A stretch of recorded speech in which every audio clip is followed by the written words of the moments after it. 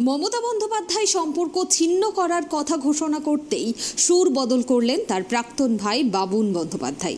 বুধবার সংবাদ মাধ্যমকে তিনি জানান, ভুল করেছি বলেই দিদি বকেছে, দিদির সঙ্গে দেখা করে সব মিটিয়ে নেব। এদিন বাবু বলেন, দিদি যা বলেছে আশীর্বাদ হিসেবে নিচ্ছি, দিদি আমার কাছে ভগবান, অভিভাবক হিসেবে ঠিক বলেছে। দিদি আমার অভিভাবক, দিদি আমাকে মানুষ করেছে, দিদি যা বলেছে ঠিক বলেছে। গিয়ে দিদির সঙ্গে দেখা করব, আমি সব শুনেছি, আমি হয়তো ভুল করেছি, সেই জন্যই দিদি বলেছে। তিনি বলেন, হাওড়া থেকে নির্দল প্রার্থী হিসেবে ভোটে দাঁড়াচ্ছি না।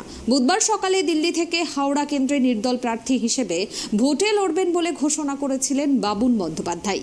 হাওড়ার সাংসদ তথা তৃণমূল প্রার্থী প্রসূন বন্দ্যোপাধ্যায়ের বিরুদ্ধে ক্ষোভ উগরে দেন তিনি। এরপর দুপুরে শিলিগুড়িতে সাংবাদিক বৈঠক করে মমতা বন্দ্যোপাধ্যায় বাবুনের সঙ্গে সমস্ত পারিবারিক সম্পর্ক ছিন্ন করার কথা বলেন। অনেকে বড় হয়ে গেলে লোভ বেড়ে যায়, ওর অনেক কাজকর্ম আমার দীর্ঘদিন ধরেই অপছন্দ ছিল, ওকে আর আমার ভাই বলে পরিচয় দেবেন না, প্রতিবার ভোটের মুখে ও এগুলো করে।